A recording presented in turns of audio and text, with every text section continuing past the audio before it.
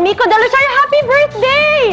Alright, thank you to Pat Quiñones, Steven Deloso, Mirlao, Ora Chair. Thank you to Raymond Santiago, Vita Fide, and for me. Alright mga kaibigan, wag po kayong aalis. Magbabalik po ang...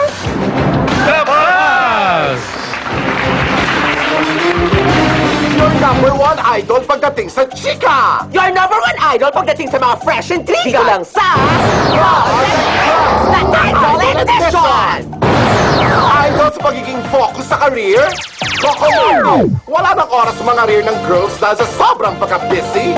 Dati puro ganun. Siyempre naman, nung wala akong ginagawa, lahat naman yung pinagdaanan ko. Ngayon sabi ko nga po na ito na yung hinaharap ko. Dapat mas maging maingat at mas maging magamit ko ng tama kung ano man ako meron ngayon. Kaya nga sabi ko dapat mag-ipon at mag-invest sa mga tamang bagay. I agree with you, Papa Coco! Mag-invest para sa future ng magiging pamilya natin! Mag-invest ka muna ng pan-repoke mo time! The Perfect Idol! Sarah Geronimo, nakikita ang sarili sa mga baguhang singer sa teleserye nilang Idol! Talagang malaki po pasasalamat namin sa aming episode ng Idol. At sana po, hopefully, magtuloy-tuloy po yung kanilang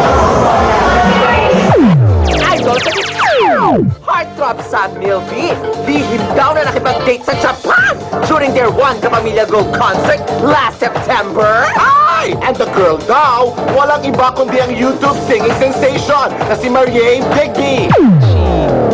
Went to watch the show. Yeah, she was there na. It wasn't like na pumunta siya doon para sa akin. She was there na sa Japan kasi may gagawa siyang Japanese album. Watch lang! Pero sa darlasauler.com, carry mo siya on stage at nag-kiss pa kayo? Sumali siya sa newspaper game. Actually, nagulat ako kasi nandun siya sa site tapos nagbibihis kami ni Jerel. Tapos paglabas ko, pag bumalik ako sa stage, nandun siya sa ginagawa niya sa stage. So they brought her out. So wala. Ganun lang.